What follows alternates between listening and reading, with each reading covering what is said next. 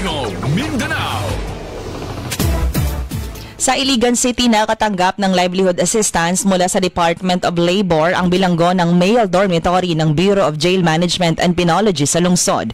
Ang Dole Region 10 ay nagbigay ng 350,000 pesos na seed grant para sa Handicrafts Behind Bars Initiative upang kabuhayan ng mga bilanggo.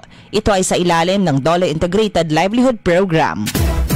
Sa Zamboanga del Sur, 2 ang nasawi habang 27 iba pang pasahero ng bus ang nasugatan matapos na ang rural bus ay nahulog sa mababaw na bangin sa bayan ng Dumingag, Zamboanga del Sur alas 8 ng umaga kahapon.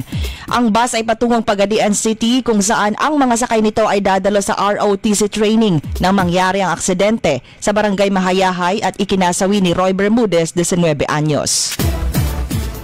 Sa Cagayan de Oro City naman, ang pangunahing paliparan ng Northern Mindanao ay isa ng international airport habang patuloy ang expansion at pagpapaganda nito. Sinabi ni Franz Jonathan de la Fuente, Corporate Communications and Branding Manager ng Aboitiz Infra Capital Incorporated, na ang paliparan ay tatawagin na ngayong Lagindingan International Airport na may mga modernong kagamitan at sapat na kawani. Sa Caraga Region, inatasan ni Philippine Army Commander Lieutenant General Roy Galido ang 4th Infantry Division na palakasin at itodo ang kampanya laban sa New People's Army.